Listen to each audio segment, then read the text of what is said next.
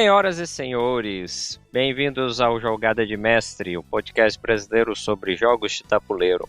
Hoje nós temos um programa especial de Halloween, vamos estar falando de uma referência em termos de jogos de terror e também uma referência dentro do hobby, que é o Arkham Horror, o jogo de cartas. E aqui comigo para falar desse e muitos outros jogos, eu tenho aqui meus companheiros de bancada, Lucas Silveira. Boa noite, boa tarde, bom dia, né? Boa noite, porque nós estamos gravando à noite. E o resto é porque se você estiver escutando em outro horário, né? Bom dia, boa tarde. Isso aí. Muito bem, seja bem-vindo, Lucas Silveira e Tadeu Kinevitz.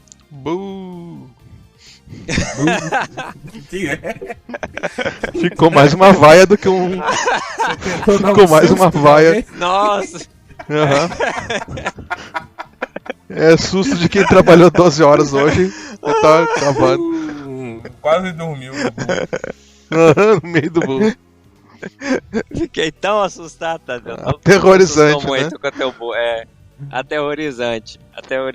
Eu tenho aqui, vou começar com um assunto polêmico, tenho uma coisa aterrorizante para dizer. Estaríamos nós assassinando o português de Portugal, seu Tadeu? Por quê? O que o senhor acha?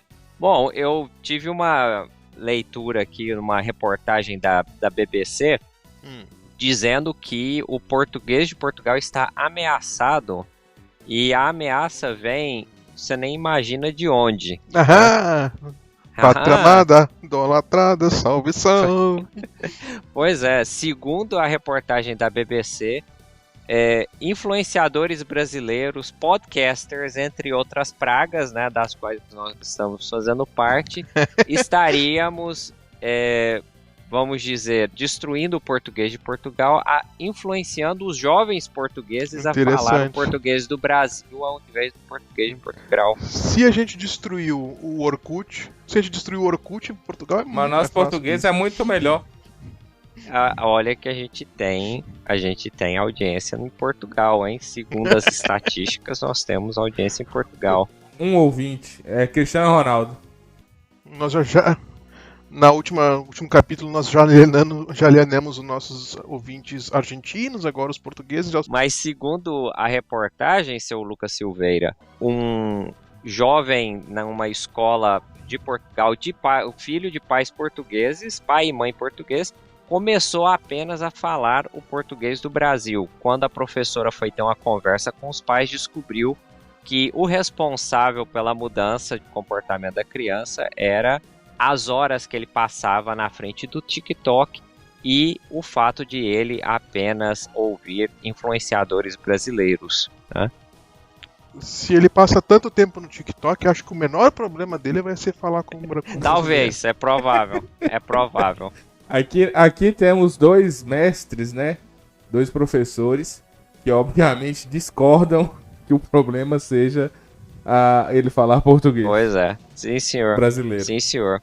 Pois é, mas é compreensível porque dentro do mundo, do universo da língua portuguesa, o Brasil tem o maior número de habitantes e, portanto, a gente também tem o maior número de criadores de conteúdo. E isso é o principal fator aí influenciando essa mudança de língua em Portugal, né? Olha só, é outro assunto agora, não sei se ia terminar, que lembra que você fez uma pergunta no podcast passado, que eu achei muito interessante, que você comentou, né, que tem muitos jogos cujo design é muito baseado em quebrar as regras do jogo. E você perguntou para mim... Sim, quando a gente falou do Pandemic. Exatamente, e você perguntou para mim e pro Lucas se a gente conhecia, nenhum de nós conhecíamos, mas depois eu fiquei curioso e fui um pouco atrás. E o senhor estava correto, existe. E chama Exception Based Mechanics. Então, Exception, se você olhar mecânicas baseadas em exceção. Exceção, exatamente. Então, se você olhar na lista de mecânicas do BGG, não tá lá. Mas eu achei diversas discussões. Engraçado, inclusive, achei mais discussões em fóruns de RPG do que jogos de tabuleiro. Mas achei diversas discussões falando dessas Exception Based Mechanics. Então acho que com o tempo vai entrar na lista oficial das mecânicas de jogos de tabuleiro do BGG. O senhor Matheus à frente do tempo. Ou jogada de mestre, né? Criando aí à frente do seu tempo, já prevendo tendências. Mas foi só observar, né? Dando nome, na verdade. Dando nome. É só uma questão de... só uma observação que eu tive quando eu estava estudando para a pauta do nosso episódio sobre o Pandemic. De fato faz muito sentido pensar nisso, porque tem jogos que é central no jogo, né? Ele tem um conjunto de regras e as assimetrias virem de cada um quebra a regra de forma diferente, né? Tem muitos jogos que são assim. E faz sentido se falar em exception-based mechanics. E voltando agora em Portugal, eu só queria lembrar aqui que um dos autores favoritos de Tadeu é português, Vital Lacerda. Que ele detesta com todas as forças. Não é que eu detesto com todas as forças. É um cara que eu tinha certeza que eu ia gostar muito dos jogos dele. E quando eu testei, porque eu gosto desse Eurão pesado, né? Então, quando eu comecei a jogar, eu ouvia muito do Lacerda, né? Na época que ele soltou o Vinhos, que foi o que projetou ele, né? E depois que eu joguei alguns jogos dele, não é um designer, assim, não é o pior designer, mas não é um designer que eu gostei. Eu achei assim os jogos deles são muito procedurais, no sentido de que você faz uma decisão, depois você tem que fazer muita manutenção para manter o status do jogo. E outra coisa que eu vejo também, ele tem o mesmo problema que eu vejo com o UV, que ele é muito derivativo dos próprios jogos antigos. Os jogos deles costumam ter um tabuleiro com diversas seções, aí uma alocação de trabalhador e cada local ativa essas seções. Então tu consegue mais ou menos identificar um jogo, nem todos, né? Mas tu consegue identificar muito não que seja o fim do mundo, mas assim, né? Tu vê um jogo do UV, tu sabe que é do UV, né? O UV é bem pior que o Lacerda nesse sentido. Essa marca. No sentido de que é muito derivativo, né? Uhum. Então, assim, eu testaria outros jogos dele, eu não joguei muitos, mas eu me lembro que o Vinhos, eu tinha certeza, esse jogo vai ser... Eu adorava Eurão pesado, né? Aí, Vinhos vai ser top. Eu joguei assim, não me agradou, não. Ó, o Tadeu já caçando briga com o Lucas aí, falando. Na verdade, não é bem comigo, não. É com a Jéssica, né? Com a Jéssica. Jéssica que gosta bastante dos jogos do UV aí. Aí Tadeu chega aqui e ele fala, não, UV, eu gosto. Eu gosto do Le Havre. Não, Jéssica. É engraçado que eu gosto muito do Le Havre, de fato. E de fato, o Le Havre é o único jogo que não parece ser do Uber. Vocês já deram conta disso? Todos os outros jogos dele tem uma cara super parecida, com pouca interação, um monte de trabalhador, um monte de recurso. E o Le Havre é um jogo mais elegante, com um trabalhador só, bem diferentão, no sentido que você tem um só trabalhador. Ele não tem essa coisa de ele tem bastante recurso, mas ele tem uma estrutura diferente, né? Que você tem aqueles prédios e tu tem uma linha de produção, mas você pode usar os prédios dos adversários. Ele é bem diferente dos outros jogos do... Desculpa, eu só tenho uma risada aí, mas alguém deu um berro aí do lado do Lucas, eu acho. É porque saiu... É que na verdade é o cara do bar aqui da frente, saiu o segundo gol do Galo e atleticano. Aí... O Lucas nem precisa seguir. O Lucas nem precisa seguir o jogo, ele só ouve. Não só precisei. ouve a narração. Ele deu o berro aqui. Vem, Lucas! Aí saiu 2-0 aqui. 2 gols do Daverson, viu, Matheus? Saudades dele. Pois é, ué. Pois é. Academia, né? Academia formando aí os campeões. Não, pai. E só complementando a questão do UV também, ele tem outro jogo, assim, outro estilo dele muito presente, é o de quebra-cabeça. Que eles chamam de polynomials, né? Que é uma coisa mais recente. Eu acho que o primeiro dele foi, eu não sei se foi o Feast for Odin ou se foi o Patchwork. Mas é outra vertente que é maravilhoso, que ele segue, né? Ele gosta, os americanos chamam de polynomials, que é tipo um tetrizinho que você vai montando ali a coisa. E o UV acho que algumas características dos jogos dele, né? Plantar, alimentar a população, procriar bicho, a alocação de trabalhador E aí tem a outra vertente que são os polinômios, né? Que é o outro tipo de Aí ele foi e juntou isso, o Odin. E deixou menos Ele interativo fez um que jogo todos os só, né? jogos. Juntou tudo e fez um jogo só. É. Falando Ele fez aí um só. das tendências e falando do Uwe, falando dos jogos que nós gostamos, eu queria hoje introduzir uma nova dinâmica, já que estamos fazendo o especial de Halloween. Queria ouvir a recomendação dos senhores de jogos para se jogar no Halloween, porque eu tenho uma tradição aqui em casa, viu? Fury of Drácula. Exatamente. Toda a véspera de Halloween, eu marco com os amigos para jogar uma partida de Fury of Drácula. É o meu jogo de Halloween, é o jogo que eu recomendo.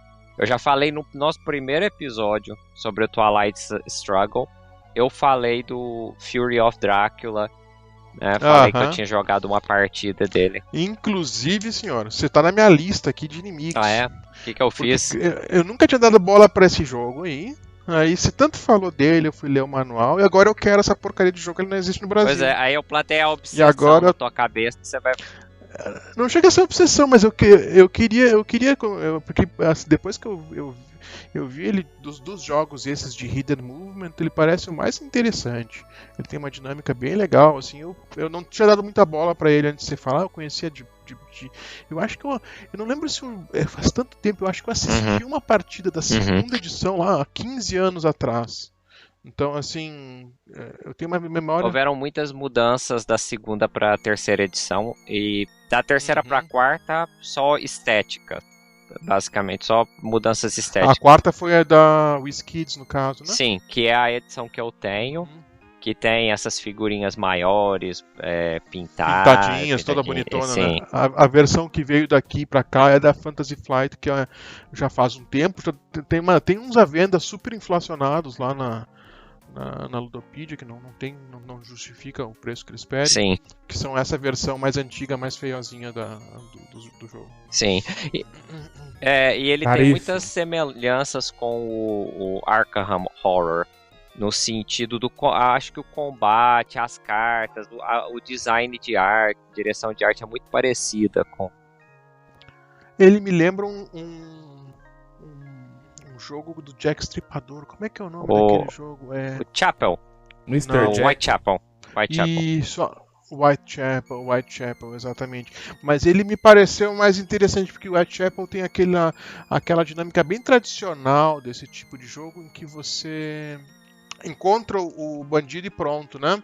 O Fury of Drácula tem uma coisa interessante que você não adianta só encontrar, né? Você pode ter umas batalhas, ele foge. Eu achei bem interessante. Sim. Eu nunca joguei, assim.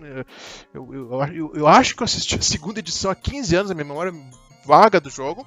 E depois de ler o manual, assistir uns gameplays, eu fiquei bem curioso com o jogo. Jogaria se tivesse oportunidade. Sim, você encontra o Drácula, você luta com ele. Ele pode fugir, ele foge... Tem uma batalha no estilo mais ou menos do Unmatched, né? Que os dois jogam a carta cega, uma é contra da outra. Isso. E aí tem cartas que elas anulam efeitos, né? Tem das cartas pedra, papel, tesoura, né? Exato, das cartas do Drácula, por exemplo. Né?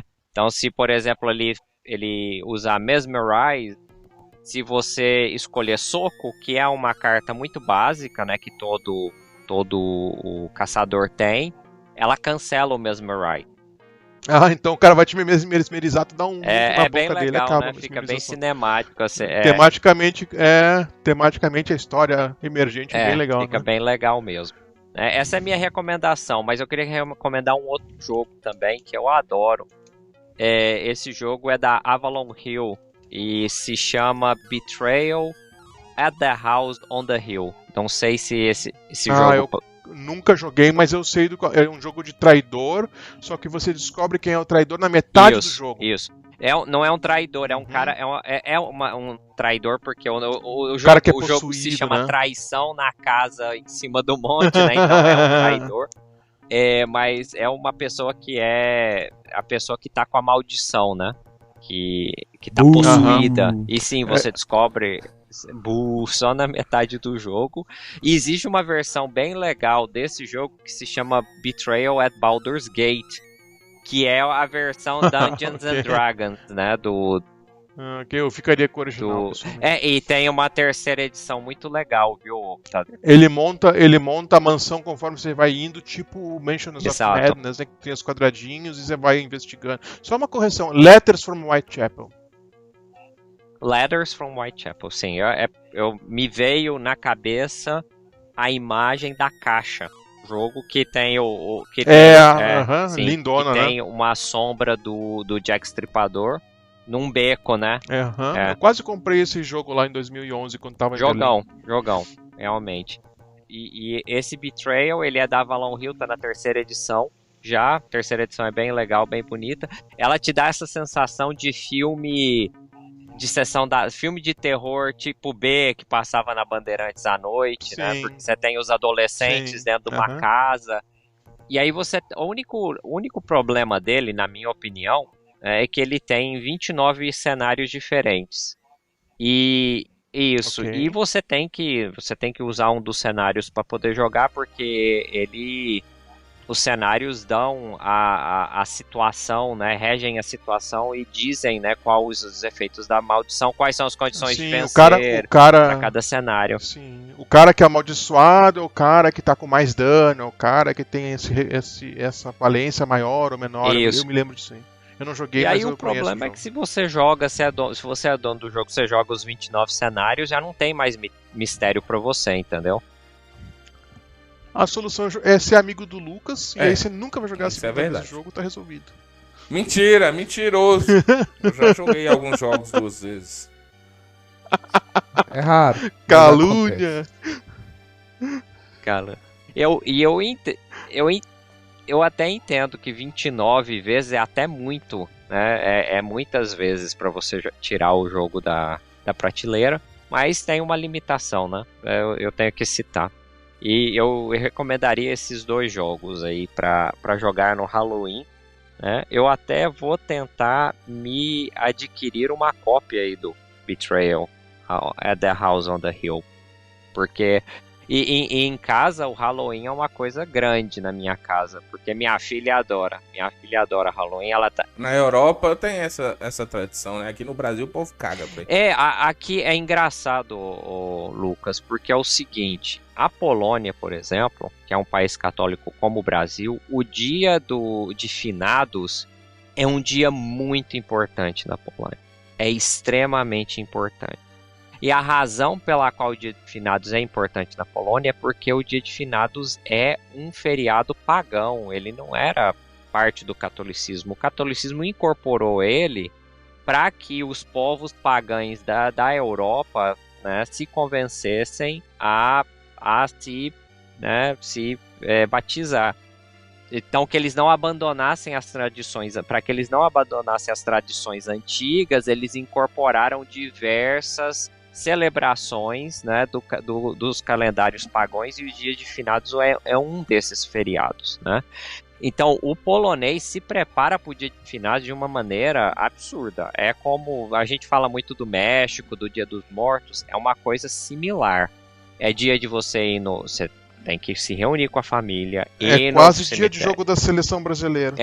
É ir no cemitério, é limpar a tumba dos antepassados, é colocar a vela. E não é pra tomar vinho, nem fumar maconha, é pra ir lá. E aí à noite é tradição você ir no cemitério, em qualquer cemitério, à noite, pra só andar pelo cemitério, porque é tão iluminado, eles iluminam tanto o cemitério, é tanta lâmpada, é tanta vela. Vou não? Você é doido?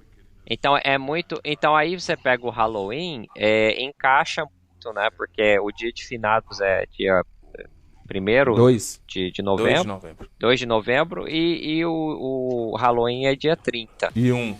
Então. 31 de outubro. 31? 30? Ok. 31 de outubro. Então fica muito próximo e basicamente são 2 feriados que eles invocam a mesma coisa, né? Na verdade, para quem vive no hemisfério norte, ele representa essa passagem em que a noite fica mais longa e os dias ficam mais curtos. É quando o dia começa a realmente... Chama de solstício. É o solstício. Cramunhão. E Mochila de O criança. solstício de inverno. Aparece. então, Já que estamos falando um pouquinho off-topic, é uma coisa interessante que as pessoas associam muito as pessoas ficarem deprimidas em lugares mais que tem dias menores, né, com o comprimento do dia, mas a pesquisa mostra que não é o comprimento do dia, é a variação do comprimento do dia. Quando o dia está diminuindo, as pessoas ficam mais deprimidas. E não por acaso o Natal é o outro solstício, é quando começa a aumentar o dia. Então as pessoas tendem... por isso que é um dos motivos pelo qual o Natal é comemorado em tudo. E é esquisito para um brasileiro ou para qualquer pessoa que nasceu e cresceu no hemisfério sul, mudar para o hemisfério norte e começar a ter essa experiência. De repente ser 3 horas da tarde e tá escuro como se fosse 10 da noite. É estranho. Entendeu? Eu me lembro de achar estranho. É muito estranho. E... Bom, assim é a vida por aqui, né? Vou fazer o quê? Mas aí tem muita importância realmente Dia de Finados e Halloween. Minha filha tá na expectativa aí total. Já tem a roupa, né, do Halloween. Vai se vestir de Wandinha Adams, né? Porque a Wandinha agora é sucesso. Saiu até um jogo depois aqui do da seriado. Wandinha de tabuleiro. E nem fala, porque se se ela ficar sabendo, eu vou ter Pelo que menos aqui comprar no o Brasil jogo da lançou Wandinha. essa semana. É um jogo de cartas? Eu vi um jogo de cartas da Wandinha por aí. Não em algum lembro lugar. direito, não me recordo. Estava em São Paulo esse final de semana, né? A viagem, finalmente. Viajei topado. E aí, eu fui numa loja de jogos de tabuleiro. Conhecer, né? Eu nunca tinha ido e tal. Eu mandei até uma filmagem lá. Não sei se mandei no nosso grupo. Um paredão de jogos de tabuleiro. Não, aí Tadeu ainda mandou assim. Eu não recebi, não. Vou mandar depois pra você ver. Vou mandar pra você. E aí Tadeu foi assim, quantos 5 jogos você comprou? E eu falei assim... Não, eu perguntei se foi mais de 5 já. Ah, sim. Infelizmente não, porque a Jéssica estava junto comigo. Controlou a carteira, né? Controlou a carteira e eu não comprei nenhum. Triste. Só fui lá, comprei 2 Coca Zero na loja, pra dizer que eu não comprei nada. Comprei 2 Coca Zero. E aí Triste conheci fim. lá a loja e vi esse jogo da Wandinha lá. Lançou Aham. semana passada, eu acho, alguma coisa assim. Eu não sei quem é a Wandinha e não quero saber. Família Adams. Família Adams, Você Tadeu. sabe quem é a Família Adams? Ah, familiares, não sei quem é. É a filha. Não sabe quem. Ok. Whatever. Então vou passar para o seu Lucas Silveira, então, que estava aí na loja de jogos de tabuleiro. Quais os jogos de Halloween o senhor recomenda, seu Lucas Silveira? Jogos de terror. Bom, eu não costumo jogar muitos, né, jogos de terror. Porque a temática não me agrada. E geralmente são jogos cooperativos, né, que também é uma coisa que me afasta, ou jogos festivos. Mas tem um jogo festivo que é de festa e que eu gostei muito de jogar. Chama Salem. Salem. Salem é um jogo, na verdade, que faz parte de um... Não sei se é trilogia ou de um... Não, eles chamam... jogos. É uma sequência de jogos de cidades com uma data. Isso. Então tem Hollywood, não sei que data, Salem, não sei que data. Tem o da Isso. Peste Negra também, que é uma cidade inglesa, não lembro mais. Que não sei a data. Com uma data É, específica. Eu só Tem sei que uma- é Salem em algum ano aí. E eles parecem um livro, as caixas, não são? Isso, lindíssimas. As capas são lindíssimas. Aham, bem... O jogo não me pareceu interessante do que eu vi. Pareceu meio Aí- falho. O jogo é, na verdade, assim, cada um lá é um morador e um deles é a bruxa, né? E aí você tem cartas e aí você, morador, vai acusando as pessoas de ser a bruxa e tal. E dependendo do que acontecer, você vai podendo passar as suas cartas, né? O próximo jogador, inclusive podendo passar a carta da bruxa. Aí, em vez de ter uma bruxa só, passam-se a ter 2 bruxas. Porque se você foi bruxo uma vez, você não se desbruxa, né? Continua bruxa o resto do jogo. E aí o objetivo é você matar os moradores e ser as bruxas vencedores. E eu joguei esse jogo e eu, assim, também caguei pro jogo na hora, mas, assim, ele é muito divertido, a gente deu muitas risadas. Eu tava usando uma varinha que eu tenho de Harry Potter e ficava brincando com ela, assim, a vara quebrada! E, né, e se fingindo lá de bruxa pra enganar os amiguinhos. Não deu certo, Tadeu sabe que eu sou um péssimo disfarçador de ser alguma coisa. E aí, eu me diverti muito com esse jogo. Ele lembra também muito o jogo que você me deu, Matheus, do Nosferatu. Isso, que é a premissa parecida, né? Que um é o vampiro, e aí ele tem que sair mordendo a galera. E é bem parecido os dois, só que o Salem tem umas coisinhas a mais. E aí tem a hora que tem o dia, tem a noite. Aí a rodada não acaba assim imediatamente. Mas é bem divertido o jogo. E tem um jogo semi-cooperativo que eu também gostei bastante, que Tadeu tem também. Chama Mysterium. Eu não sei se Tadeu ia falar sobre ele. Não ia, bem lembrado, ia me esquecer de falar sobre ele. Ótimo. E ele é muito divertido, que você é o fantasma. Ele é cooperativo, ele é totalmente cooperativo. Ele é fantasma. E aí você é um fantasma, e aí você tem que dar dicas para as pessoas descobrirem quem foi que te matou. Esse não é o jogo do Ignatz. Exatamente. Do polonês. Que a gente, sim. A gente comentou sobre isso, né? Uhum. Eu acho que não é do Gnassi, mas é um polonês. Eu acho que não é do Gnassi, não. Ele lembra o Dixit, né? Essa questão das cartas e tal. Muito Só que ele é bem mais divertido que o Dixit. Eu acho também. Que você tem que ficar dando as dicas lá de quem te matou e tal. Não, e você não pode falar você não pode falar nada, na verdade, né? Você é um fantasma, né? Você tá mais ou menos usando ali a tábua Ouija, né? Mostrando assim, não, vai pra cá e tal. E eu gosto bastante do mistério. Então esses são jogos assim de terror que eu gostei assim mais, né? Joguei, não sei se o Dead of Winter se encaixaria nisso. Acho que sim. De terror, mas eu não curti tanto, né? O Arkham Horror, que joguei e não joguei. Que a experiência não foi completa. Pretendo um dia ter essa experiência completa aí para eu definir se realmente eu gosto desses jogos mais narrativos, essas coisas que não me agradam muito.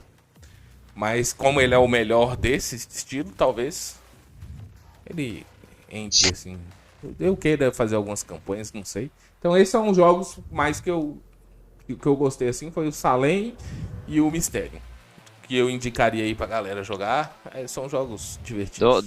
Dois comentários. Primeiro, a sonoplastia nesse episódio tá maravilha, né? Começou com o bu do Tadeu e agora o som do vampiro do Lucas. Nham, nham, nham. Nham, nham, nham. E o segundo comentário é que você falou sobre jogos narrativos. É meio um comentário que eu vou ter sobre o Arkham Horror também, mas vou deixar pro segmento quando a gente for. Bem, e só completando, o Galo fez 3-0, viu? Olha só. Mas eu pedi Jéssica pra fechar a porta ali, aí por isso vocês não escutaram o vizinho gritando. Beleza, muito bem. Parabéns pro Galo aí. Espero que ganhe o jogo. Afinal de contas, eu sou mineiro também, né? Então, vou torcer pelo Galo também. Você só é desviado aí torcendo pro Palmeiras, mas tudo bem. Esporte bola. É coisa de família, Lucas. Coisa de família. Muito bem. Senhor Tadeu Kinevitz, suas recomendações para esse auspicioso dia de Halloween? Então, primeira coisa, dizer que o Lucas errou porque ele não falou um jogo que ele conhece que devia ter falado. Mas antes eu só comentar sobre os jogos que ele falou. Errou. E eu gosto dele.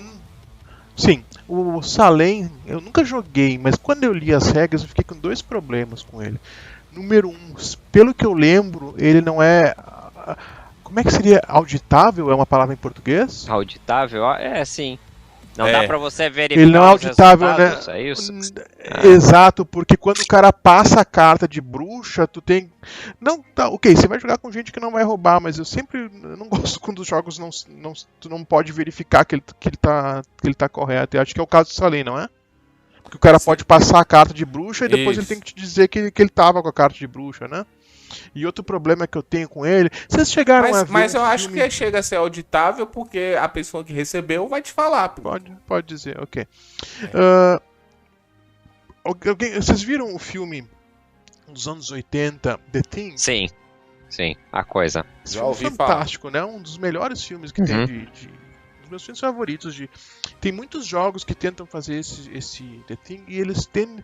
E essa mecânica de tu poder espalhar os traidores, ela tende a gerar, às vezes, a situação que o cara quer ser infectado, que é um pouco não temática, que eu acho que pode acontecer também no Salem também. Mas eu não sei, eu não joguei. Mas olhando o manual, eu não me interessei muito em jogar, não. Eu olhei assim e pensei, ok, eu nunca jogaria isso em vez de Resistance. Então, aí ficou... É engraçado, né? Mas os jogos de terror, eles meio que têm essa temática mesmo, quando é do traidor. Muitos têm, né? Aí o que o Lucas errou e não falou, Nemesis, né, Lucas? Nemesis, cara. Errou, pelo menos admitiu no erro, feio. Né? Errou feio. Porque Nemesis é fantástico, um jogão. Oficialmente ele não é baseado no Aliens, mas ele é claramente baseado no Aliens. Ele é legalmente distinto do Aliens, mas é basicamente um jogo sobre o Alien. Sobre o filme. O filme dos anos 80, né? E é fantástico aquele jogo. Ele é um jogo que ele deu um passo grande nesses jogos de traidores, porque os jogos de traidores são todos muito maniqueístas, né? No sentido de que ou o cara é bonzinho ou o cara é malvado. E o Nemesis, ele teve uma sacada genial, que é o seguinte: não é nem bonzinho nem malvado, tu tem os teus interesses. Às vezes podem ser bem malvados, como mate a pessoa X. Às vezes pode ser assim, você quer só que a nave não vá pra Terra. Então, não é a coisa mais positiva, mas você não quer explicitamente matar as pessoas, né? Elas podem ainda fugir na coisa. Então cada um tem os seus interesses que não estão alinhados uns com os outros, né? Você não pode confiar uns nos outros. Ele mecanicamente tem outra coisa genial, né? Que os aliens entram conforme você faz muito barulho, que é quando você vai andando pela nave, né? Você acorda, não é a Nostromo, que é a nave do Aliens, mas é a Nostromo. Você acorda lá congelado e você tem que conseguir ou ir para as naves de escape ou mandar a nave para a Terra, né? Mas cada um tem o seu objetivo, né? Tem, que nem no Aliens, tu tinha o cara que queria o ovo do Alien, tem o cara que quer levar o ovo, tem o cara... E aí tem caras que você precisa fazer algum coleguinha sobreviver, então... Você tem essa coisa assim que não é bonzinho e malvado, né? Cada um com seus interesses que podem estar alinhados. Que é a receita pro desastre, né? Que cada um puxa pro seu lado, puxa o extremo pro seu lado, né? E aí a coisa vai pro espaço, literalmente. Eu nunca joguei um jogo desse que não tenha sido uma narrativa emergente interessante. Invariavelmente, sempre que eu jogo esse jogo tem história pra contar. E não é porque a história estava escrita, mas é porque aconteceram coisas interessantes, né? Por exemplo... Engraçadas. Ou engraçados. Eu lembro de, por exemplo, eu tava com a Ladra lá, e eu ganhei a confiança do cadeirante. E aí... E o jogo, ele... uma coisa que eu tava falando da mecânica, né? Ele tem essa coisa do som que os aliens vêm, mas ele diz o seguinte: se você anda pra um lugar onde já tem um colega, você não faz barulho.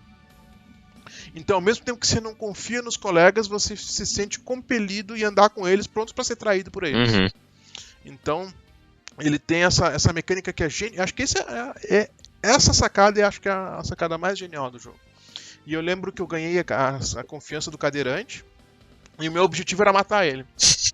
Aí veio a rainha, a sala pegou fogo, eu saí correndo da sala, toquei uma granada dentro da sala com ele, a rainha, e fechei a porta e deixei ele preso com uma granada, com a sala pegando fogo, e a rainha, o coleguinha que tinha confiado em mim pra ajudar ele, o cadeirante. Então foi assim. O cadeirante sempre se ferra, velho. O pobre do cadeirante, ele costuma As duas vezes que eu joguei, o cadeirante foi o primeiro a morrer. É impressionante, né? O que fazem com o PCD aqui no Nemesis é sacanagem, Matheus. É impressionante. A primeira vez que eu joguei, lá na casa de mãe, o cadeirante tomou tanto cacete, mas tanto cacete, que eu falei, não é possível. Vamos E aí, nós cancelar o fomos nosso jogar uma vez. episódio. Vamos cancelar nosso episódio aí. Na outra vez, nós fomos jogar lá na casa de Tadeu e Jéssica tava com o cadeirante. Pobre Jéssica. Escolheu errado. Mas o cadeirante ia pra um lado, aparecia bicho. Aí ele corria pro outro lado, né, empurrando a cadeira, outro bicho. Aí Jéssica, mas só aparece bicho. Pessoal, você tá fazendo barulho com essa cadeira? Vai se arrastando. O cadeirante Então, só se ferra. Além do jogo do dia, né, que é o Arkham Horror Card Game, que é outro jogo perfeito para o Halloween, eu vou colocar aqui o Nemesis como um jogo fantástico, perfeito para ele. E vamos manter essa referência com Alien, que eu também tenho uma coisa pra dizer sobre o Arkham Horror que encaixa também com o Alien, com os novos filmes do Alien, não são nem os filmes antigos. Pra mim só existem 2 filmes do Alien, os outros todos nunca existiram.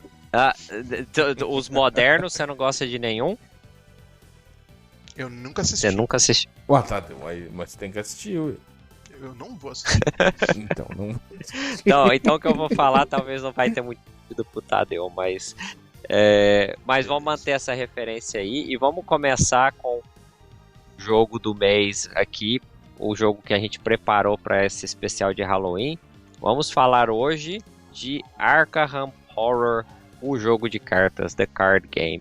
Um dos jogos aí favoritos do nosso Tadeu Knevitz, né? Vamos hoje discutir esse jogo em detalhes. Eu queria perguntar para o homem dos dados técnicos, o senhor Lucas Silveira, falar para nós um pouco sobre os dados técnicos de Arkham Horror.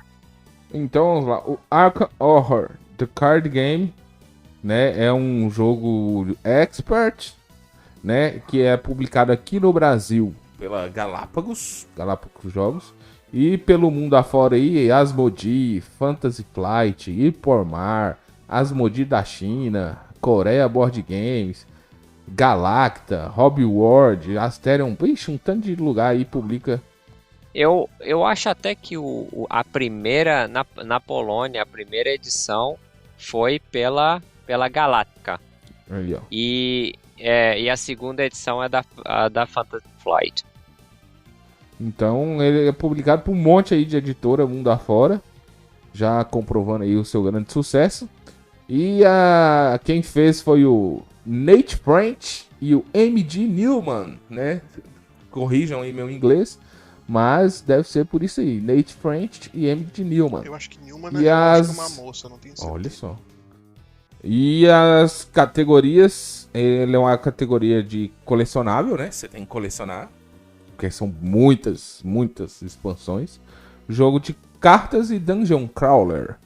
E as mecânicas são uma porrada de mecânica. Cooperativo, gerenciamento de mãos, jogadores com diferentes habilidades, RPG, que eles colocam aqui, pontos de ação, cenário, missão, campanha, comunicação limitada, criação de baralho, eventos, for sua sorte, a modificação de mapa, movimentação de área, resolução com testes de estatísticas, nem sabia que isso era uma mecânica, solo. E tem muito, e nesse jogo é só o que você faz praticamente, mas vai lá. Solo, tabuleiro modular, construção de baralho, de bolsas e peças. Essas são as mecânicas e os dados técnicos do Arkham Horror The Card Game. Aí eu estou citando aqui a edição revisada, né, de 2021. E aqui no Brasil ele é ranqueado com o 40º melhor jogo aqui. Muito bem pela ranqueado. Ludopedia, né, o nosso BGG brasileiro, que não é muito fã de Tadeu. A Ludopedia não é o BGG brasileiro, é uma loja com um fórum. E muito fã de Tadeu, inclusive, assim, eles dois têm um relacionamento super saudável. Incrível. Já que a gente não tem esperança mesmo de fazer sucesso no Brasil, né? Vamos já, né, acabar com todos os relacionamentos antes de começar com qualquer potencial. queimar todas as pontes, né? preemptivamente, E né? a gente publica lá, né? Uhum. A gente Até publica o lá. episódio Não, anterior, Lucas, né? A gente gosta de vocês. Coraçãozinho. O único que não gosta é Tadeu. Que viu? calúnia, eu adoro a Não se ludopedia. preocupe. Muito bem, eu queria. Muito obrigado aí, Lucas Silveira, pelos dados técnicos. Queria só, antes de passar para Tadeu, dizer que Arkham Horror é extremamente influenciado e baseado na obra do Howard Phillips Lovecraft, que é um escritor da década de 20 nos Estados Unidos. Ele escrevia Pulp Fiction, que são Aquele filme, né, do contos... Tarantino. Pulp Fiction. É. Não. Não.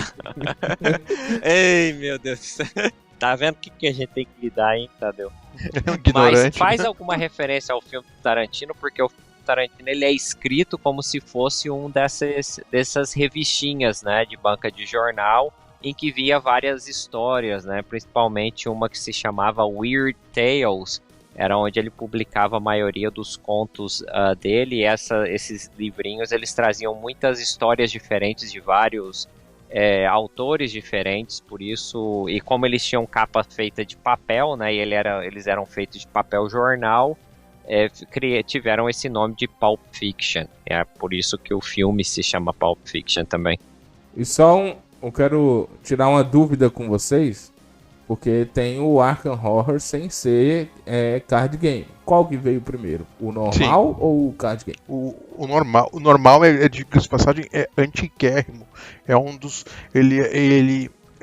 A primeira edição, ela é assim...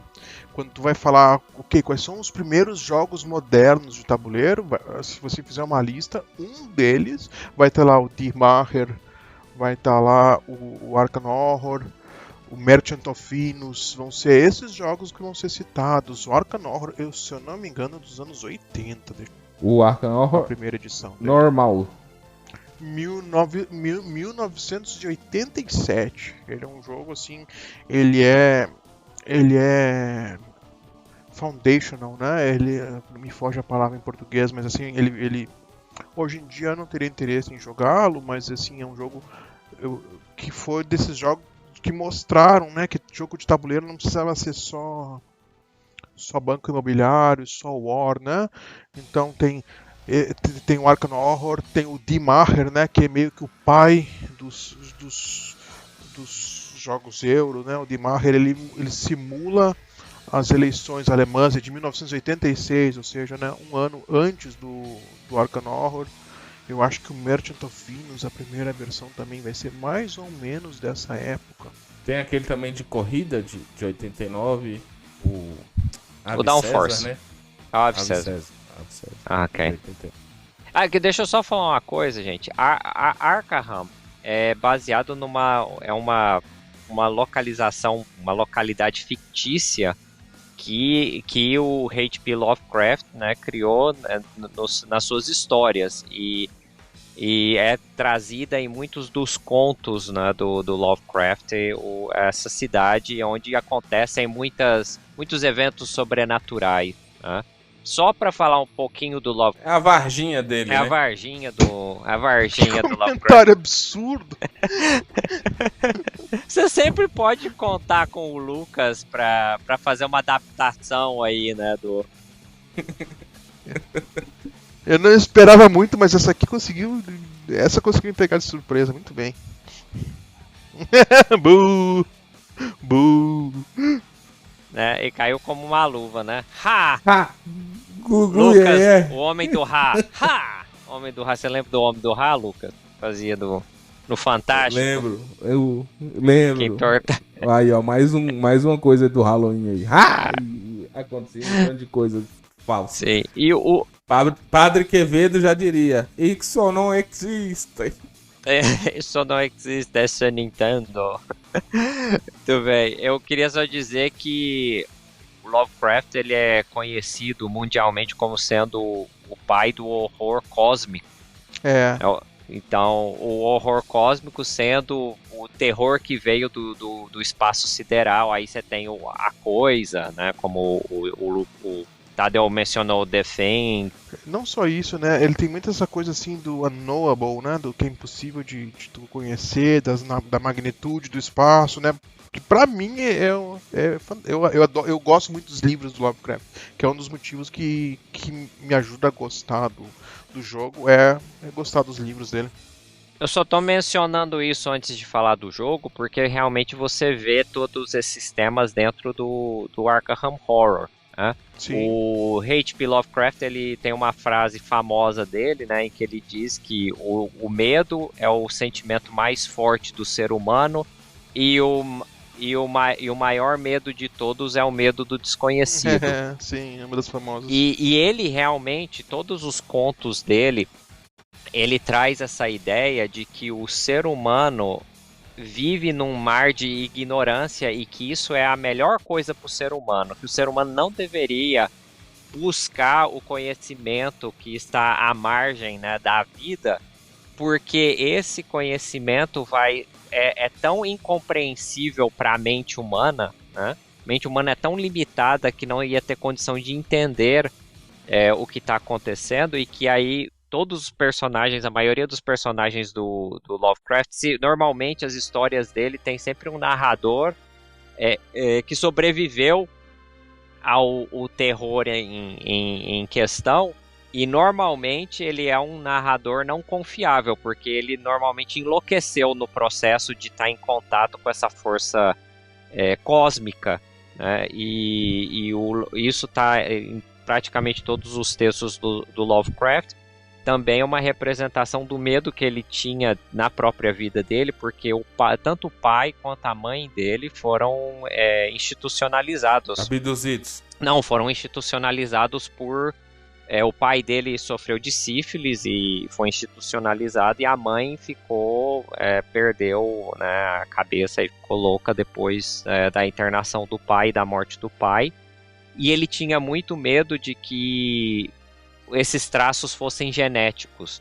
E ele também explora muito essa questão do medo da origem genética do ser humano. Principalmente tem um conto dele que é o nome em inglês agora como As Montanhas da Loucura. Mountains of Madness. Isso. Esse não é o título completo do conto. E ali ele explora a possibilidade de que o ser humano fosse um subproduto de um experimento genético feito por raças alienígenas muito antigas, né, e que o ser humano foi um acidente, né, ele foi criado por acidente como parte do... Esse livro eu não li. Muito bom. E se você assiste um dos filmes modernos do Alien... eu não vou dar spoiler, mas você vê muitas... Pode dar, porque eu não vou assistir. Você vê muitas ideias nesse conto, por exemplo, que eles encontram uma cidade muito antiga, mas muito tecnologicamente avançada, entre as montanhas na Antártida, e que seria construída por uma raça alienígena que chegou aqui bilhões de anos atrás, e que eles tentaram criar uma raça escrava, e um subproduto dessa raça escrava foi o ser humano. E aí eles descobrem, né, Isso tem num filme do Aliens? Tem num filme do Alien, sim, porque você tem um dos filmes do Aliens, eu não lembro qual, acho que o Prometheus, começa... Eu vou continuar com os dois filmes originais. Começa com um alien que a gente chama de engenheiro, em que ele chega na Terra, ele coloca um material genético na água, e isso seria, né, a indicação da origem do ser humano estaria ali. Chega um momento no filme... Que coisa mais sem sentido de botar num filme do Alien. A graça do filme do Alien era a simplicidade, como era direto. Eles começaram a explicar dessa forma, tira totalmente o Nem sentido. vamos entrar nessa discussão. Você já viu o artista que fez o artista no qual o Aliens foi baseado? Isso é bem legal. O Giger, sim. O Giger é muito interessante ver as obras dele. Mas vou passar pro Tadeu já, só para dizer uma última coisa. Cthulhu, que é provavelmente a criatura mais conhecida do Lovecraft, que vive nas profundezas do mar, e eu acho interessante que o Lovecraft tratava a profundeza do mar como a profundeza do cosmos, né? A gente também não sabe, né, o que tem lá no fundo do mar. Eu sei. Você sabe. Peixe. Mas o Cthulhu, ele é essa mistura de um Kraken, né, de um homem-polvo com um dragão, segundo é descrito numa das histórias do próprio Lovecraft. É por isso que você vê muito tentáculo, asa de morcego, né, associada com a imagem do Lovecraft. Muito bem, depois desse pequeno preâmbulo, que não foi nada pequeno, eu vou passar para Tadeu nos explicar as regras e o meta desse jogo. Diga lá, Tadeu. Só um comentário sobre o que você falou agora. O próximo ciclo do jogo justamente chama Sunken City, cidade submersa. Então, e provavelmente vai ser a primeira aparição do Cthulhu no Arkham Horror Card Game. Até o momento ele não apareceu. Olha lá, ó, mais uma caixa. Então, mais uma caixa. Então, o jogo ele tem, eu diria que esse jogo ele tem duas etapas. Primeiro, você monta o seu baralho conforme as restrições que eles têm. Você vai ter um investigador, né, que vai ser o seu personagem. Cada um dos jogadores vai ter um desses investigadores. Você tem a montagem do seu baralho, que na minha opinião é tão divertido quanto pilotar ele depois. Me lembra muito a época que eu jogava Magic, eu gostava muito desse tipo de coisa. E o Arkham, ele coça essa parte que eu gosto, que não tem nos board games modernos. Nos outros board games que eu jogo, pelo menos, né? Tem outros que tem. E aí, uma vez montado o seu baralho, né, com seus personagens, você então vai seguir tipicamente uma campanha. Existem cenários isolados, mas a maneira mais adequada de jogar uma campanha é que aí você tem vários cenários que um engata no outro, que todos eles formam uma história, né? Tem uma narrativa. E as coisas que você faz vão modificando o que acontece durante o jogo. E o jogo, ele tem alguns momentos... Tadeu, diz pro pessoal aí quantos cenários tem na caixa original. A caixa original são 3. É a Gathering, a Noite dos Zealots e a terceira eu não lembro. Mas eu vejo a caixa original mais como um tutorial do que realmente o pessoal que gosta vai ficar bravo comigo.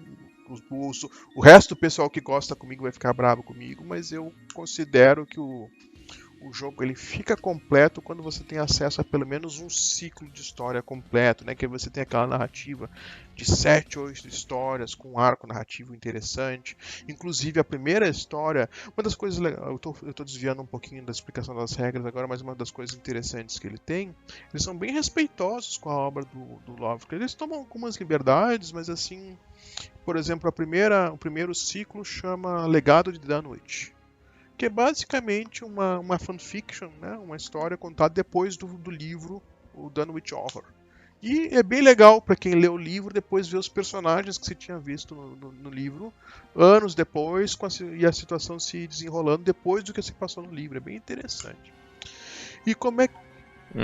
Uma coisa que eu queria falar sobre tomar liberdade é que o Lovecraft, ele deixou o mitos dele aberto, né? Ele deixou que as pessoas depois da morte dele contribuíssem com o mitos e levassem, né, o mitos dele para outros universos. Isso, inclusive o Rei Amarelo, que é das histórias mais conhecidas dele, que é justamente o tema do segundo ciclo, que é Path to Carcosa, não é do Lovecraft, mas é muito...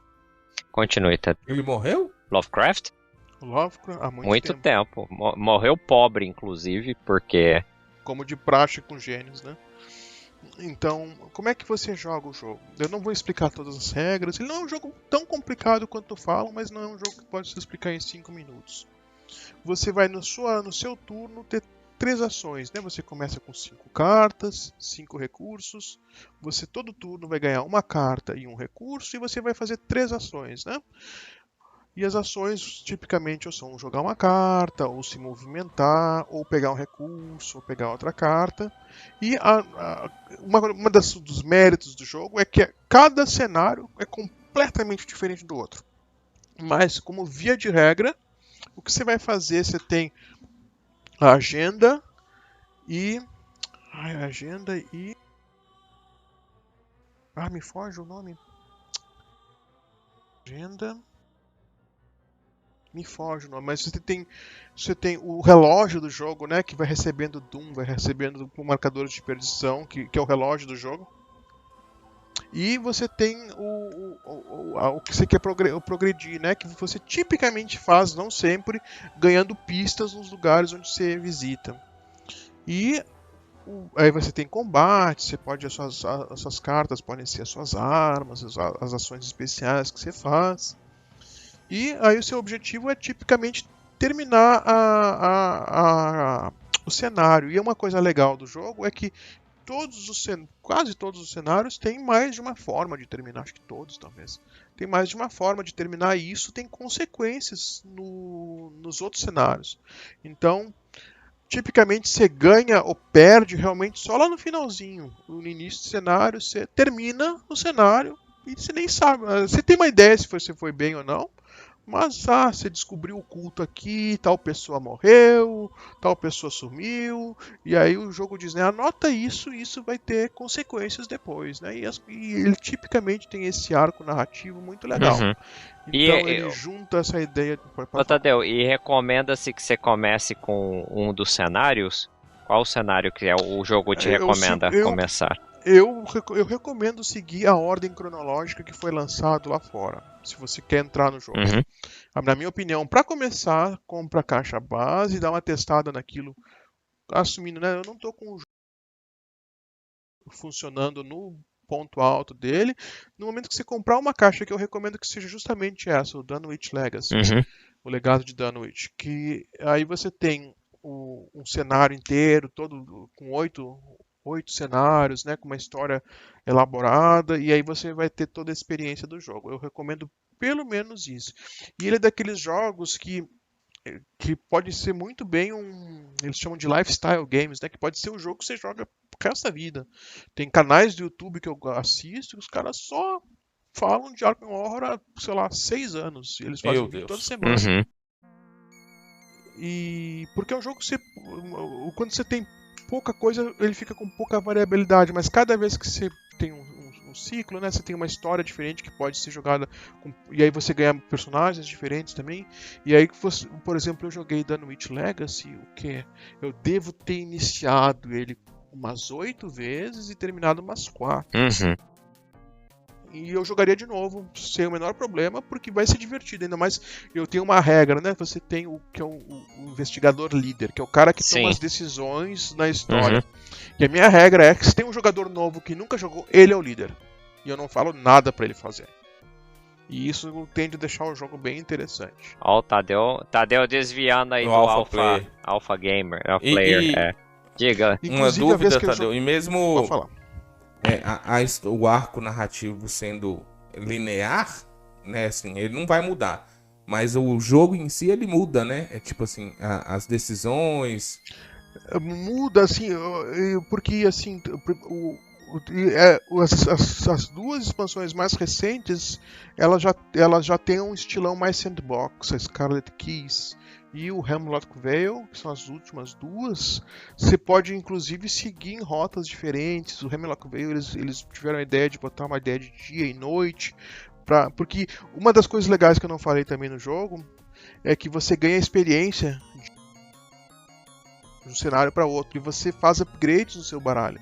E isso é uma das coisas mais legais sem mexer no seu baralho.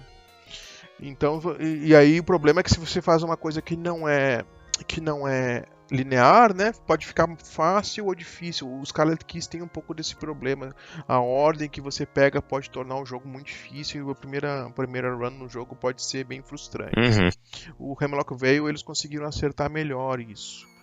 Mas os ciclos mais antigos são lineares. Mas a variabilidade, eu gosto, assim, a historinha é interessante, mas eu gosto mais da parte mecânica do jogo, porque a fazer o baralho, você pode passar, às vezes eu passava, sei lá, 3, 4 horas fazendo o meu baralho, porque é uma ciência.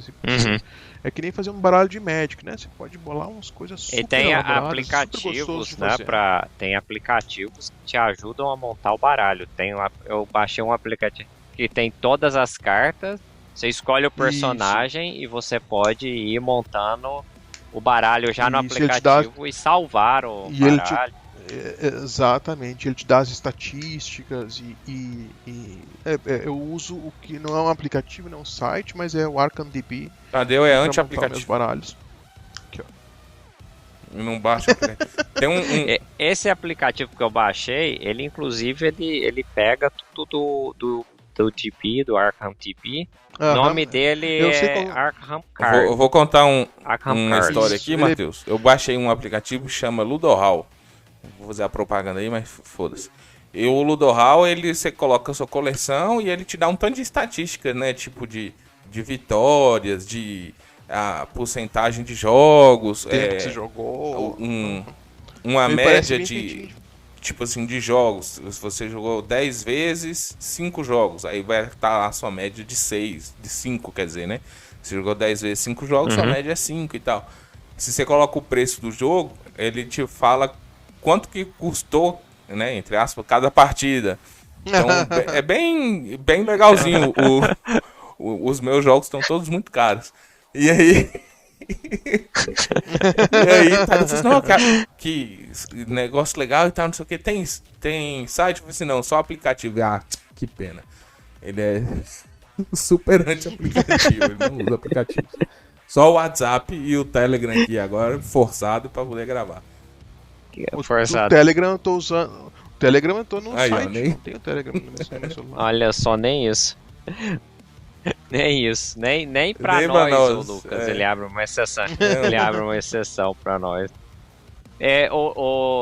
Tadeu, o que eu queria dizer, Lucas falou quando eu tava lendo as estatísticas e lendo aí as regras e tudo, lendo os mecânicas, os dados técnicos do jogo, as mecânicas. Ele falou em RPG. Isso eu queria dizer. Pra mim, que fui mestre de mesa de RPG antes de ser jogador de jogos de tabuleiro, board gamer, esse jogo pra mim, ele é um jogo de RPG de mesa colocado numa caixa, né? Alguém pegou...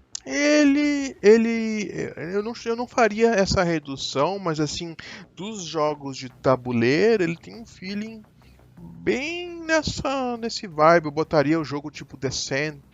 É como se alguém que fosse mestre de mesa, né, mestre dos magos aí, tivesse escrito, né, feito um cenário, né, feito as mecânicas e como as dinâmicas aí dos personagens e escrito as histórias com todas as potenciais caminhos para onde cada um tiver e tivesse colocado em carta. Mais ou menos. E aí tipo assim, você escolheu esse caminho, você tá indo pro sótão, por exemplo. É isso aqui que acontece no sótão. Você vai investigar o sótão, a tua investigação deu errado, aqui é essa carta que você tem que pegar.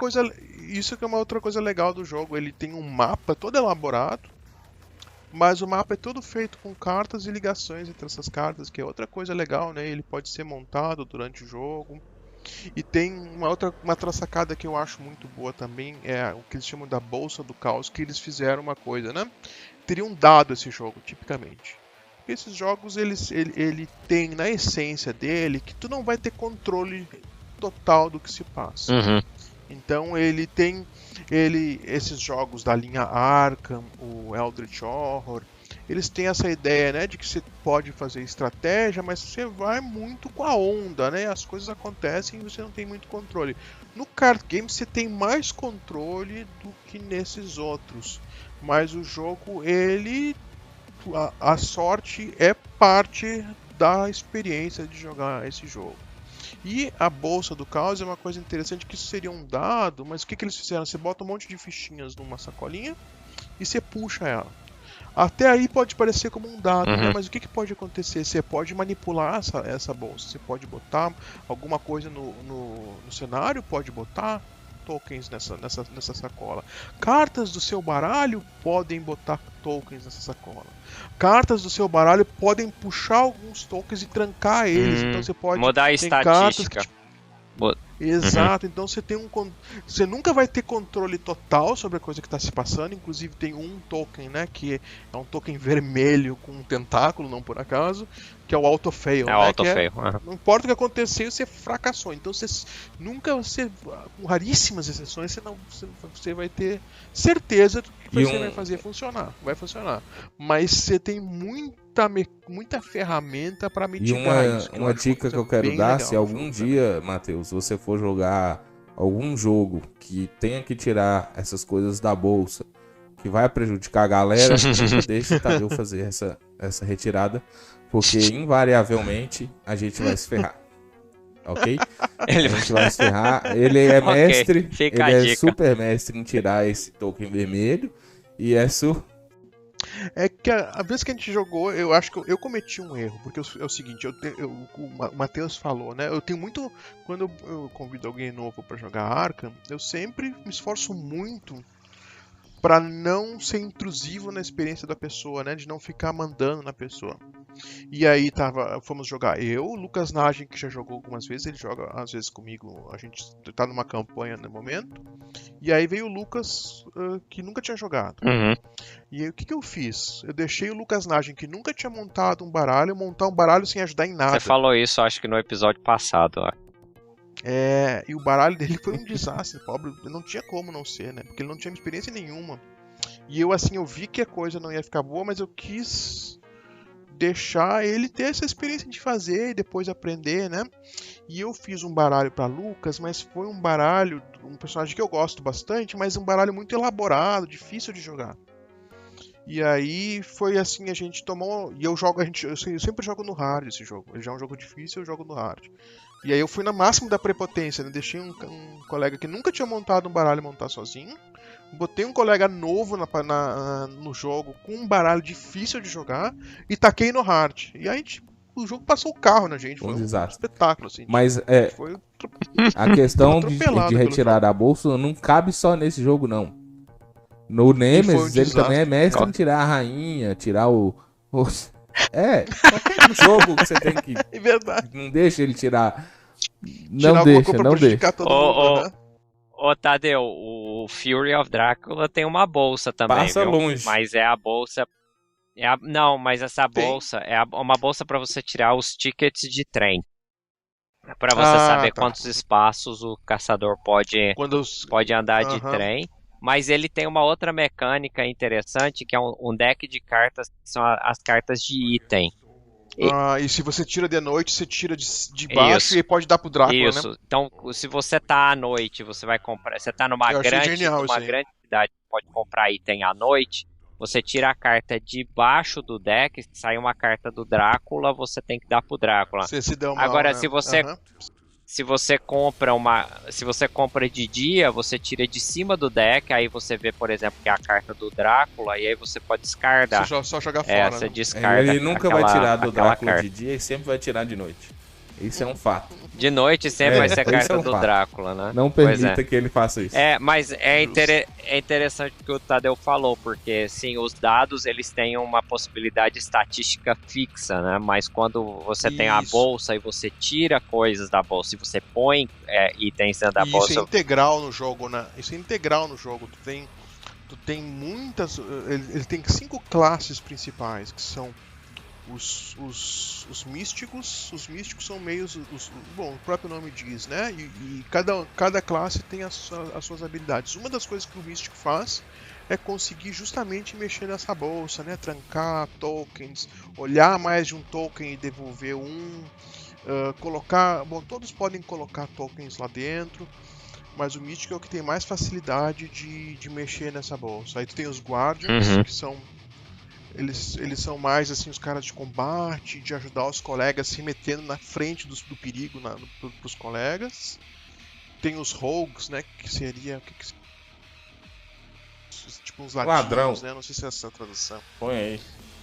Bandindinho. Uma coisa assim, que são justamente no jogo são são os canalhas, né? Eles conseguem dar uns dribles grandes. E é engraçado, né? Que o Guardian tem uma carta. Todo turno você tira uma carta ruim que vai acontecer uma coisa ruim, né? O Guardian tem uma carta que você joga. Se um colega teu tirou uma carta que é muito ruim pra ele, você pode jogar aquela carta e agora você tem que lidar com ela. I'll deal with that. Eu passei Let me tanta handle carta that. ruim pros meus amigos nesse dia, você não tem noção.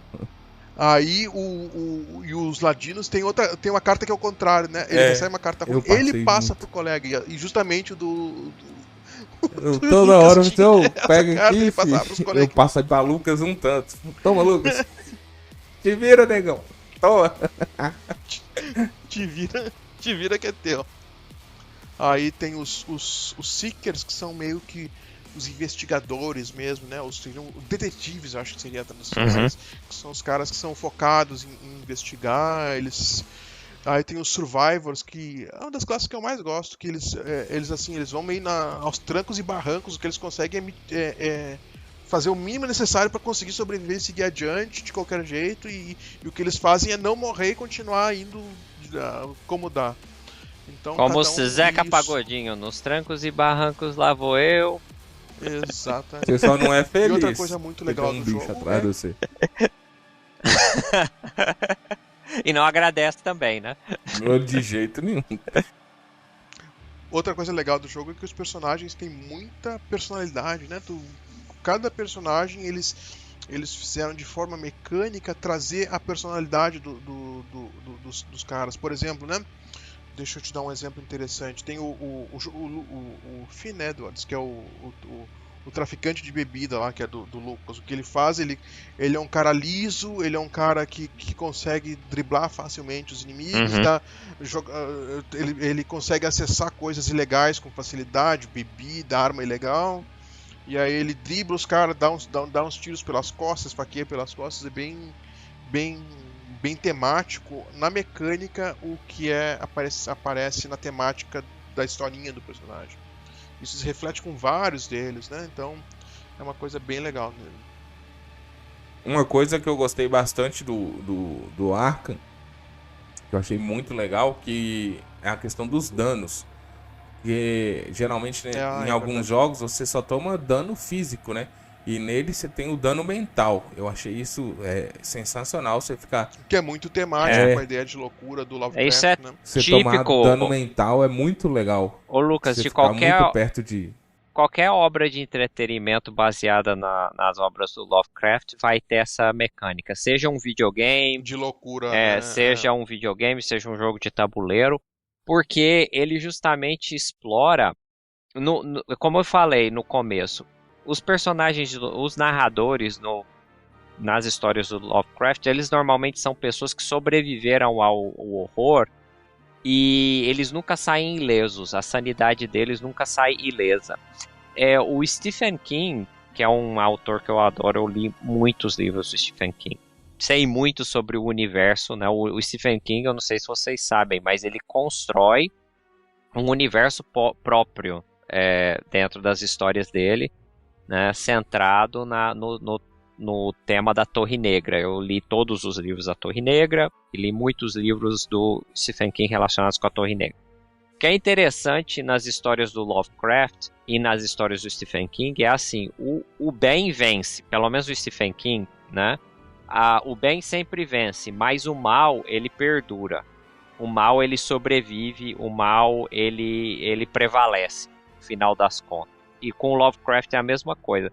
Você pode sobreviver ao seu encontro com o mal, mas o mal vai sobreviver, ele continua ao redor, você vai encontrar com ele de novo, e cada encontro com o horror é um encontro com o desconhecido, e o desconhecido vai te levar a explorar, vamos dizer, as barreiras da mente, e aí vai te levar à loucura. Acho que uma coisa que tem no Lovecraft, nas histórias do Lovecraft, é meio essa alegoria da Bíblia sobre o fruto do conhecimento, né? Adão e Eva estão no paraíso, Deus fala para eles, não toquem na maçã que vem da árvore do conhecimento, Se vocês obedecerem essa regra, vocês vão viver uma vida feliz e tranquila sem nenhum problema.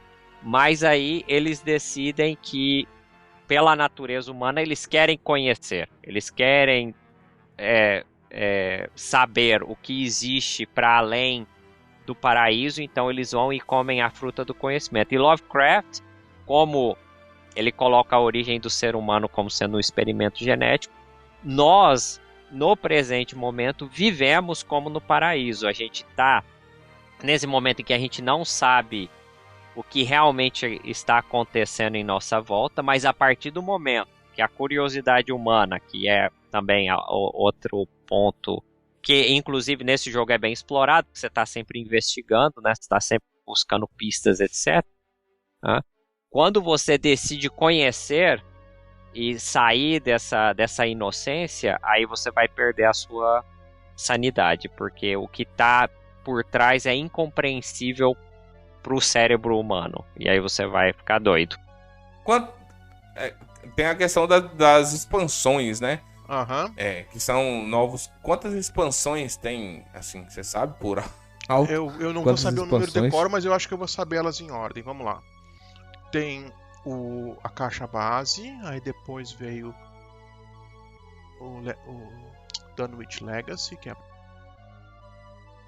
vem um caminho para Carcosa, que é baseada em Amarelo. Aí depois tem Forgotten Age, que é explorando as matas, lá uma coisa meio Indiana Jones. Você vai explorar um lugar desconhecido no meio da floresta. Depois disso tem o Círculo Desfeito, Circle Undone. Depois disso veio Innsmouth. Innsmouth depois de, essa é o primeiro que tem muito dentro essa ideia do mar, né? Innsmouth é uma que não veio para o Brasil ainda, vai vir. Aí depois de Innsmouth veio Edge of the Earth, que você tá no Alasca, lá na neve. Depois, não é Alasca, mas você tá nas montanhas perdidas. No lugar frio. Lugar frio, exatamente. Aí depois de Edge of the Earth veio qual? Veio Scarlet Keys, que ele é o primeiro que tem essa ideia de globetrotting, né? Que você passa por diversas cidades do... Para quem jogou Eldritch Horror, é mais nessa pegada, né? O Arkham Horror tipicamente num lugar mais fechado, mais contido, e o Eldritch Horror você está pelo mundo inteiro, e então o Scarlet Keys é o primeiro que tem essa pegada. Depois veio o Hemlock Vale, que ela lembra um pouco esses contos de uma ilha com culto dentro da ilha, né? O pessoal compara muito com um filme que eu não assisti, que chama Midsommar. E agora tá pra vir ainda, que não saiu nem nos Estados Unidos, a Sunken. Essas são as expansões maiores. Aí tem pequenas expansõezinhas que são cenários standalone, né? Que são pequenos cenários para ser jogados só eles. E aí eles podem ou ser jogados sozinhos ou encaixados dentro de uma campanha. Eu pessoalmente gosto muito de tentar encaixar eles numa campanha em lugares que eles fazem sentido. E às vezes fica bem legal, você consegue encaixar e fica assim bem natural na sequência da história da campanha ter acontecido o que acontece naquele cenário isolado. Tem outra coisa que eu percebi, é que tem algumas diferenças. Por exemplo, tem as expansões, que aí tem entre parênteses, expansão de campanha e expansão de investigador. Aí é uma ciência, né? Porque a Fantasy Flight fez tudo pra sabotar o jogo. Porque no início, a primeira edição, eles fizeram uma coisa que eles fatiaram totalmente o jogo. Eles tinham eles tinham o que eles chamavam, acho que era Deluxe Box, que era basicamente os primeiros 2 cenários da campanha, com algumas cartas de investigador. E aí eles tinham, acho que eles chamavam de Mythospec, que é um cenário com algumas cartas de investigador. E nunca veio para o Brasil, acho que justamente porque a Galápagos não quis abraçar com razão, não quis abraçar esse método de venda da Fantasy Flight. E aí depois, agora, eles fizeram uma coisa bem mais civilizada, que cada ciclo você pode escolher pegar só a caixa do investigador, que são só cartas que você vai botar no seu baralho, ou a caixa da campanha, que aí são só a campanha em si naquela caixa. Então cada ciclo tem esse par de coisas que você pode comprar um ou outro, ou os dois. E você tem tudo que foi lançado aqui no Sim. Brasil? Todos. E tem de fora também, porque eu lembro que você tinha me dado umas cartas em inglês. Eu tenho eu consegui 2 que eles fizeram uma coisa que para as primeiras caixas eles fizeram uma coisa que se chama Return to, em que eles fizeram umas caixas que adicionava muita rejogabilidade nas campanhas. Eu não consegui todas, acho que eles fizeram só para as 4 primeiras, que traz uma variedade muito grande nessas primeiras campanhas. Eu consegui só 2 delas. E eu peguei também os baralhos de investigador, que aí são baralhos só de um investigador de uma das classes. Uma coisa que eu quero perguntar também. Eu gosto mais de ouvir você falando, obviamente, do que jogar. Eu honestamente acho que você nunca vai ser fã do jogo. Pelo que eu conheço do teu gosto, eu acho que não é um jogo que você vai... E eu gosto... É porque eu gosto de ouvir as histórias sobre, né? Quando você e Lucas ficam comentando e tal. Porque a história em si, eu acho ela interessante, essa questão de loucura e não é tudo só mais. e não é só história escrita, não. Por exemplo, eu e o Lucas, a gente tem um dos cenários. Eu não vou dar muito spoiler pra quem for jogar, né? Vou falar bem por cima, se alguém tá ouvindo e ainda vai jogar, não quero estragar a surpresa. Mas assim, a gente tava num manicômio lá, que a gente tinha sido preso lá. E aí uma hora a gente tinha que fugir e de repente a única saída tinha um monte de monstro lá que a gente não tinha nenhuma chance de passar. E esse jogo ele tem essa coisa assim, de você faz umas combinações de cartas, eu vim pra cá, eu tento atrair eles pra cá, e aí você vai pra lá, eu driblo eles, você faz... E a gente conseguiu assim, uma coisa que parecia que a gente não ia conseguir passar por aqueles caras pra ir embora, e a gente... E uma das coisas que o jogo indica, né? Você não deve mostrar a sua mão pro colega. Você pode falar coisas assim, né? Eu posso tentar fazer isso, aquilo, mas o ideal é você não mostrar a sua mão pro colega, né? E eu costumo jogar assim, porque eu acho melhor. E a gente conseguiu, né? Eu posso fazer isso, eu posso fazer isso. Quando a gente conseguiu, no final das contas, driblar os monstros, tirar eles, e uma situação que parecia assim, sem escapatória pra nós, a gente conseguiu escapar assim, de forma bem elegante da situação. Foi bem... Aparece muito... Se você faz um baralho bem feito, essas combinações... para quem já jogou Mage Knight, que tem essa ideia de cada mão é um puzzle, né? Como é que eu vou fazer para combinar essas cartas, essas ações que eu tenho, para fazer o que eu quero? E o Arkham tem... Você conseguir olhar a sua mão e ver o que eu posso fazer com a mão que eu tenho agora na situação que eu tô. E se, por exemplo, tem muita gente que tá ouvindo a gente, eu acho que a maioria que vai nos ouvir gosta do jogo, já jogou o jogo, mas se tiver algum desavisado aí que fala, vou ouvir o Jogada de Mestre e nunca jogou, além da caixa base, o que você vai indicar pra pessoa? Porque já que você é o grande... Eu recomendaria o Dunwich Legacy. Você já tem o Dunwich Legacy, é a primeira expansão, ela é simples em termos de mecânica, não tem mecânicas tão elaboradas, bem direta, bem divertida, bem temática, e você já tem a experiência, eu diria, completa no momento que você tem a caixa base e o Dunwich. Aí se você quer um jogo para jogar literalmente por anos, você pode ir, mas é uma coisa que você pode comprar o quanto você quiser, né? Se você tiver dinheiro... se você tem dinheiro, se gosta do jogo, né? Que cada vez que você tem uma campanha nova, né? Mais uma coisa que você pode jogar diversas vezes, né? Porque ele bebe muito, igual você falou, bebe muito na fonte do Magic, dessa questão de colecionáveis, do Pokémon. Eu adoro a montagem de baralho do jogo.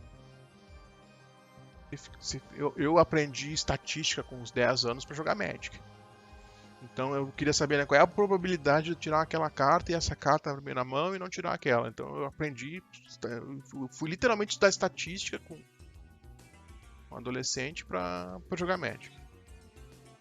Mas, Então- ele não é um jogo de cartas colecionável igual o Magic, você compra pacotinho. Não, ele tem aquela. Até isso é bom nele. Ele não é um jogo barato, mas assim, ele é um jogo. Você compra a caixa e vem tudo. Você não tem aquele fator aleatório, né? Então, se você comprou a caixa da Nuit Legacy, vem tudo que tem da Nuit Legacy. Não tem nenhum fator aleatório, você não precisa trocar, não precisa procurar, não precisa ficar comprando repetido. Você vai comprar e vai vir tudo que você precisa de uma vez só. Isso é bem. A primeira maneira com que eles estavam vendendo eu achava muito inadequada, mas essa maneira eu acho bem justa até. Tá aqui uma caixa das cartas dos investigadores, tá aqui uma caixa da campanha, pega o que você quiser e você pode, talvez, eu diria, né, quando você tem umas 2, 3 campanhas, você já pode jogar esse jogo muitas vezes antes de cansar, mas muitas mesmo.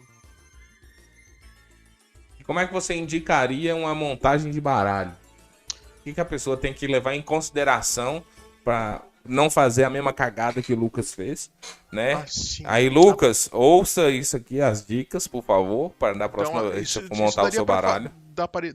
Daria pra passar um podcast inteiro falando, mas assim, primeira coisa, né? Tu tem 2 funções principais que você vai fazer.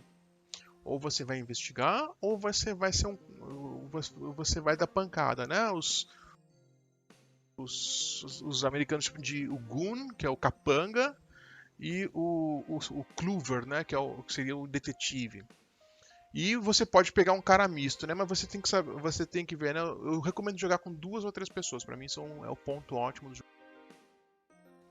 Então, com 2 pessoas, o ideal é que sejam 2 caras ou flexíveis, né? Que fazem um pouco de cada, ou um capanga e um clover. Com 3, podem ser 3 caras flexíveis, um capanga, um clover, um flexível, alguma coisa assim. Primeira coisa que você tem que fazer é identificar o que é a sua função lá. Então a minha função é dar pancada, ok? Como é que eu vou dar pancada? Minha estratégia vai ser pegar uma arma, vai ser dar pancada com as cartas de evento, como é que vai ser? Aí a base do seu baralho tem que ser fazer a sua função, né? Qual é a minha função de fazer ali? A segunda coisa é manter o seu baralho estável, né? No sentido de que não tem muita aleatoriedade. Então, se você não, como você compra muito poucas cartas, se tem cartas muito importantes, né? Você tem tutoring, né? Quando você busca uma carta específica lá dentro, se você consegue mais compra de carta, não tenta fazer combos muito elaborados, que quando funciona explode, mas aí tu chega num cenário e ele dá errado e tudo morre. E economia, né? Você sempre pode fazer só um comentário sobre essa questão do combo elaborado. Você deve ter passado um perrengue, né? Porque você adora fazer combos elaborados. Então isso deve ter sido um teste. Assim, mas eu gosto de fazer a coisa bem estável. Eu gosto de fazer combos, mas que tem várias maneiras diferentes dele funcionar, sabe? Eu não preciso da carta 1, 2, 3, 4 na minha mão para funcionar. Eu posso ter a 1, a 2, a 7, eu posso ter a 7 com a 13 e a 4, e todas essas combinações funcionam. Essa é ser estável, né? Você conseguir fazer um baralho que você não depende da sorte para funcionar no mínimo de forma competente e não afundar o time. E economia, né? No sentido de você ganha sempre um recurso, mas isso é pouco. Então, os próprios sites que te ajudam a montar, eles já te mostram o que seria a curva de recursos, né? Você tem tantas cartas, com isso você tentar adaptar e botar cartas que te dão economia. Isso é um ponto que nós não falamos, né? Os recursos do jogo, né? Quais são os recursos? É só um. Você tem o recurso, eles chamam de resource. Recurso, você ganha um por turno, E você ganha um por turno e as cartas custam esse recurso. E eu recomendo, muita gente pega baralho pronto da internet, que vão ser bons, mas eu acho que você perde muito da diversão de aprender a fazer o seu baralho. Eu me lembro do meu primeiro baralho, foi com uma personagem que chama Zoe Samaras, que até hoje é um dos personagens favoritos, mas eu lembro desse baralho e ele é triste de ruim, assim, eu lembrando agora em retrospectiva, mas horroroso. Completamente atabalhoado que eu fiz lá. Mas o processo de fazer vários desses baralhos e aprender foi muito gostoso. E eu recomendo não pular essa etapa, né? Não ir direto para um baralho super eficiente, que aí você já vê como é que é feito um baralho eficiente. E você pula essa etapa de aprender como fazer um baralho, que pra mim é uma das partes mais gostosas. E tem cartas assim que você considera tipo inúteis, vem no jogo, mas tipo assim...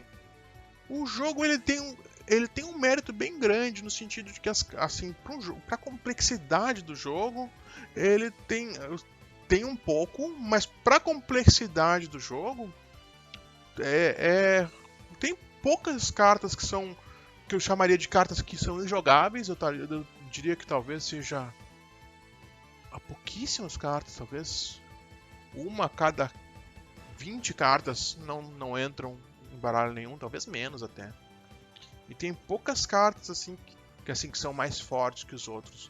Eles têm uma coisa que se chama Tabu List, que eles fizeram pequenos balanceamentos no jogo, mas quando você começa jogando, eu recomendo nem olhar pra isso. Eu acho a Tabu List interessante, que por exemplo, né, se eu vou jogar sem a Tabu, a gente jogou sem a Tabu, sem Tabu. Mas é legal você ver as coisas quebrar, que você consegue um pouco quebrar o jogo com as coisas que não foram tabu, que não foram depois modificadas, né? Eles fizeram poucas modificações, a Tabu List não é muito agressiva. Mas, por exemplo, se eu vou jogar com o Seeker, né, eu tipicamente vou... Tu tem os aliados, né? Tu pode ter um aliado por personagem. Eu tipicamente vou botar o Dr. Milan ou o Mr. Rook lá, se não tiver com Tabu. Porque eles são muito fortes. Então tem alguns caras que dominam um pouco, mas considerando a complexidade, o número de cartas, eu acho que um dos méritos do jogo é não ser muito desbalanceado nisso. Isso eu percebi. Eu tô jogando recentemente Pokémon, né? Algumas vezes, né? Eu e Jéssica, eu sinto que tem muitas cartas que, tipo, pra que existe isso aqui, né? Sim. É que o Pokémon, isso talvez seja por querer, porque como era vendido como colecionável, aleatório, né? É importante você botar um monte de lixo para as crianças comprar um monte de coisa que não presta pra nada. Tá me chamando de criança aí, né? Pois é. Mas eu concordo com o Tadeu plenamente, né? O objetivo do Pokémon é fazer dinheiro, não é realmente trazer uma experiência balanceada igual. Eu acho que tem muito cuidado no Arkham Horror com a escolha das cartas. Eu acho assim, tem cartas que são claramente mais fortes do que deveriam ser, tem cartas que são mais fracas do que deveriam ser, mas considerando, principalmente nas primeiras edições, são quando ainda tem algumas cartas que aparecem dominantes demais ou um pouco fracas demais.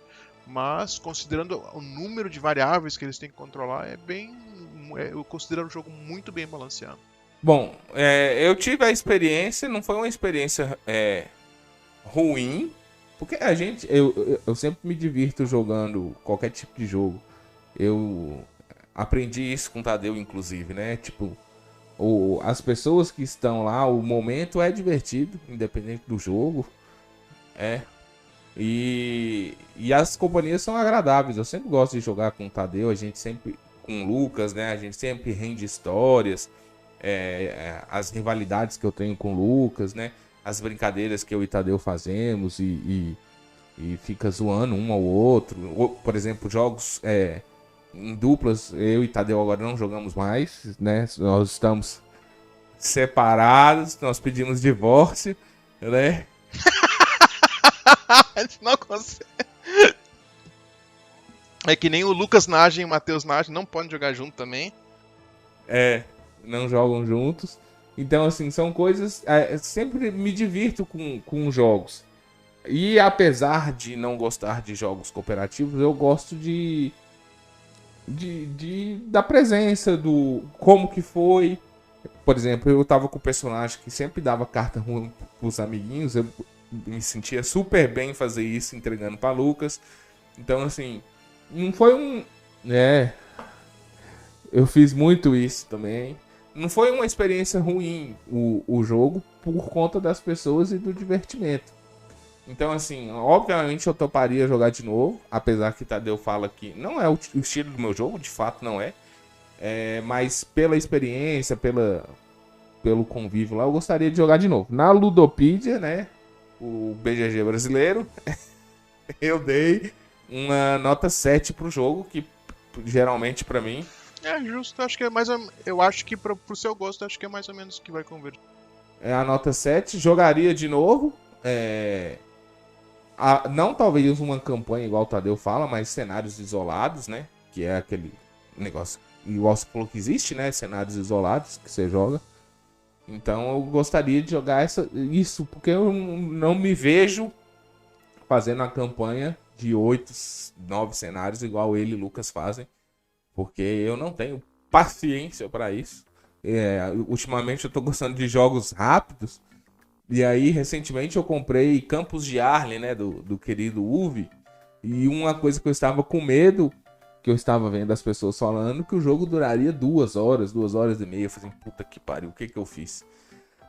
Mas, jogando o jogo foi rápido, 1h30, 1h15, eu e Jéssica, já entendendo o jogo. Então, eu tô mais nessa pegada de jogos rápidos e uma campanha de 8 cenários não me satisfaria. Mas cenários isolados... Então, Tadeu, dar a sua nota... Nota 10! Nota 10. Um dos 8 jogos que eu dou nota 10 é o Arkham Horror. E pra quem você recomenda? Então, se você foi viciado em Magic, pode ajudar. Se você gosta dessa experiência de jogar jogos que você faz o seu baralho, que você tem essa experiência de montar. Se você gosta de jogos narrativos, ele acho que talvez seja o jogo que tem a melhor narrativa. E pra mim é o melhor jogo cooperativo que tem, porque ele tem você tem essa cooperação com coleguinhas, sem um mandar no outro. Você tem muita liberdade de montar os seus personagens, acontecem histórias engraçadas, como o Lucas está contando. Então, se você tem essas características, é pra você, mas você tem que jogar. É um jogo que você não pode jogar uma partida e achar que você vai tirar o melhor dele. É um jogo que você ganha muito estudando um pouco o jogo antes, fazendo seu baralho, talvez se preparar para fazer uma campanha ao longo de um mês. Então é um jogo que ele devolve o que você coloca nele, né? Então se você jogar uma partida sem dar muita bola, você não vai gostar muito. Mas se você tem esse perfil de gostar de jogo cooperativo, com narrativa e montar o seu baralho, e se você tem interesse de jogar várias vezes, é um jogo que vai te trazer bastante diversão. Muito bem. Pra mim, o Arkham Horror leva um 8. Pelo fato de se parecer muito com um RPG de mesa, que é de onde eu vim, basicamente. Gosto muito da narrativa que pode tomar várias direções. Gosto do fato de que pode terminar de várias maneiras diferentes também. De que morte de personagem, dano de personagem tem consequência para a história como um todo. Gosto da mecânica das cartas. Gosto que o jogo, tanto o cenário quanto as ações dos personagens, tudo pode ser colocado na forma de cartas. Então eu gosto quando jogos tomam, vamos dizer, certos riscos e entregam de forma elegante. O que eu não gosto um pouco são a quantidade de vezes em que você troca tokens, né?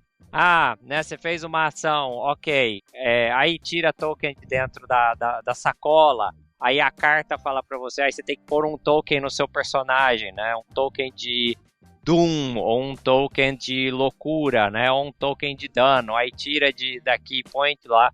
Eu entendo que é necessário, até porque é um jogo de cartas, já que a gente não tem um tabuleiro, não tem outra maneira de você manter, vamos dizer, a linha, o estado do jogo tem que ser com isso, né?